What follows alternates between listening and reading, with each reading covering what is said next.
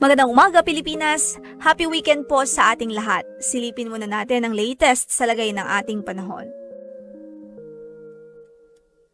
Apektado pa rin ang Intertropical Convergence Zone ng katimugang bahagi ng ating bansa, bagamat sa ngayon ay wala naman po itong dulot na malawakang pagulan sa malaking bahagi ng Mindanao, maliban na lamang sa isolated thunderstorms. Ang Southern Luzon at Visayas naman, nariyan pa rin ang tsansa ng mga pulong-pulong pagkidlat pagkulog anytime of the day yan, pero mas frequent ho sa hapon at gabi.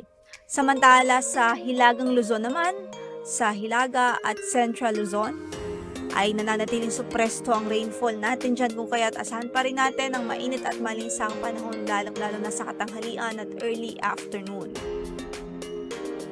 Samantala, meron ho tayong minomonitor ngayon na weather disturbance o low pressure area malapit sa boundary ng ating PAR. Huling namataan ng sentro nito base sa ating latest analysis kanina alas 3 ng umaga sa layong 1,270 kilometers east of Mindanao, yung kanyang sentro.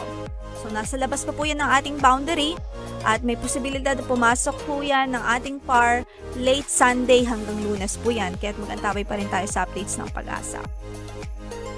Samantala, pwede pong mag-cause ng paulan o magdulot ng paulan itong low pressure na area na ito sa ilang bahagi ng Mindanao at sa Eastern Visayas, maging sa silang bahagi ng Southern Luzon sa mga susunod na araw.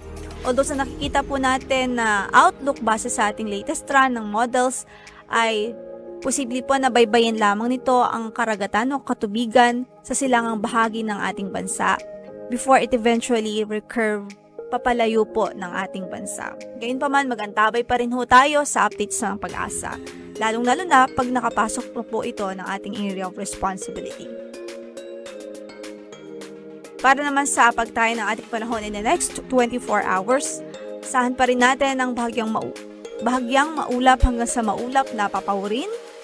So sa umaga at tanghali, sa malaking bahagi ng Luzon, mababa pa rin ang tsansa ng mga malawakang pag-ulan. Likely lang po ay bahagyang maulap lamang. Pero pagdating ng late afternoon hanggang sa gabi, nariyan ang tsansa ng thunderstorm, lalong-lalo na sa Southern Luzon. Ang tugigaraw ay 27 to 39 degrees Celsius ang inaasahang magiging agwat ng temperatura. So kung makikita nga po natin, mataas pa rin ang maximum temperature na inaasahan natin dito po sa Tuguegarao City. Iba yung pag-iingat pa rin ng ating abiso sa ating mga kababayan doon. Gayun din, dito sa Maynilaan, 26 to 34. So mataas pa rin naman ang ating maximum temperature na inaasahan at pwede pa rin mainit at maalisangan pa rin ang ating tanghali at early afternoon. Sa Legazpi naman ay 23 to 33 degrees Celsius, habang sa Kalayaan Islands ay 26 to 33 degrees Celsius. Sa Puerto Princesa ay 26 to 33 degrees Celsius. Nananatiling bahagyang maulap hanggang sa maulap ang papawirin sa Visayas at Mindanao. So wala ho ngayong malawakang pag-ulan, pero mamayang hapon at gabi, posible po ang mga thunderstorm, ang mga pagkidlat pagkulog sa malaking bahagi ng Mindanao, especially po sa Mindanao. Sa Tacloban ay 26 to 32 degrees Celsius na magiging agwat ng ating temperatura. Sa Cebu ay 26 to 32 rin, habang 26 to 33 sa Iloilo. Sa Cagayan de Oro po ay 24 to 32 degrees Celsius. Sa Davao naman ay 25 to 33 degrees Celsius, habang sa Zamboanga ay 24 to 34 degrees Celsius sa magiging agwat ng temperatura. Again, bahagyang maulap hanggang sa maulap po ang ating papawirin sa Visayas at Mindanao. Sa umaga po hanggang tanghali, mababa ang tsansa ng malawakang pagulan. Pagdating ng late afternoon hanggang gabi, ay nariyan naman po ang banta ng mga thunderstorm na isolated o mga pulong-pulong pagkidlat pagkulog.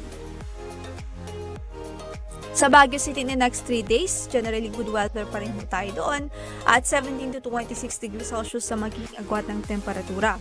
Sa Maynilaan naman, hanggang Tuesday po, asahan pa rin natin ang bahagyang maulap hanggang sa maulap na papawirin. Wala pa rin tayong inaasahang malawakang pag-ulan in the next 3 days. 25 to 34 degrees Celsius sa magiging agwat ng ating temperatura. Sa Legazpi naman, sa susunod na 3 araw ay 26 to 34 degrees Celsius ang magiging agwat ng temperatura, habang generally ay bahagyang maulap hanggang sa maulap na papawirin ang inaasahan. Sa Metro Cebu ay 25 to 33 degrees Celsius at good weather pa rin ho hanggang Tuesday.